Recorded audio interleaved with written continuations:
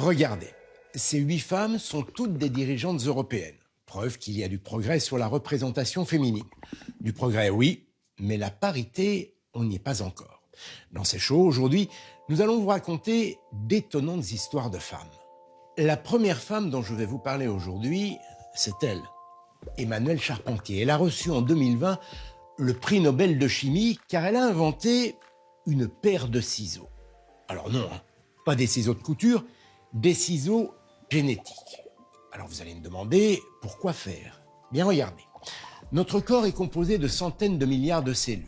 Chacune comporte un noyau dans lequel se trouve notre ADN, notre génome, c'est-à-dire l'ensemble de nos gènes. Pour faire simple, disons qu'il s'agit d'un programme que lisent nos cellules pour fabriquer tout ce dont notre organisme a besoin pour se développer et fonctionner correctement. Mais ce programme est très fragile. Les gènes peuvent être altérés ou mutés. Et c'est ainsi qu'apparaissent des maladies, certains cancers par exemple, ou des maladies génétiques rares. Pour les soigner, les chercheurs essayent depuis des années d'introduire dans une cellule où se trouve un gène altéré une version de ce gène qui fonctionne bien. Technique peu précise et très fastidieuse, jusqu'à ce qu'en 2012, Emmanuelle Charpentier et l'américaine Jennifer Doudna mettent au point une technique révolutionnaire par son efficacité et sa simplicité. Les chimistes ont découvert le procédé pour couper l'ADN à un endroit précis, juste avant et juste après le gène défectueux. Cela permet d'intégrer pile au bon endroit le gène fonctionnel à la place du gène altéré. Cette technique, appelée les ciseaux CRISPR-Cas9, permet ainsi de remplacer des séquences génétiques pour corriger des gènes altérés. Alors le spectre est très large puisque cette technique permettra à terme de soigner des personnes atteintes de cancer ou de maladies génétiques rares. Je vais maintenant vous parler de médicaments. Vous allez me dire, quel lien avec le sujet du jour, les femmes?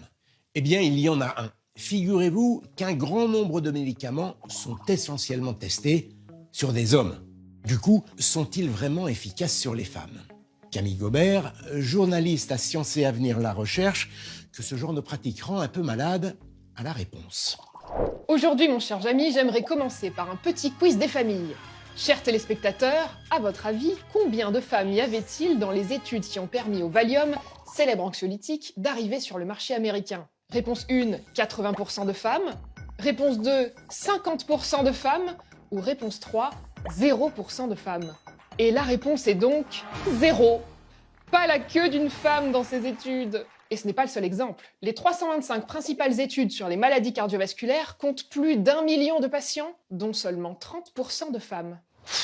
Non mais Camille, t'es relou là, tu saoules. Qu'est-ce que ça peut faire qu'il y ait plus d'hommes dans les essais cliniques? L'aspirine, ça marche pareil pour tout le monde. Ça tombe bien que tu parles de l'aspirine, cher inconnu, car justement, chez les hommes, elle diminue de 32% le risque d'infarctus. Mais chez les femmes, surprise!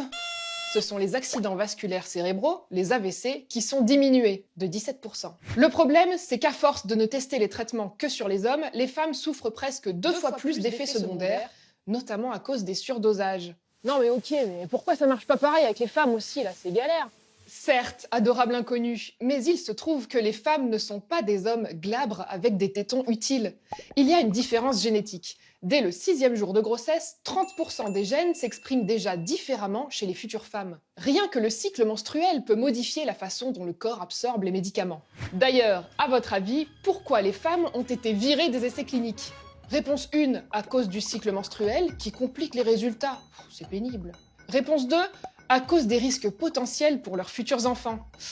C'est moche. Ou réponse 3, à cause qu'on comprend pas bien les différences femmes-hommes, donc c'est... Et la réponse est donc... les 3. Oui, il y avait un petit piège. Désolé.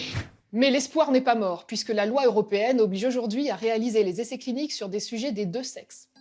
Depuis 2005. Eh ben, on n'est pas en avance.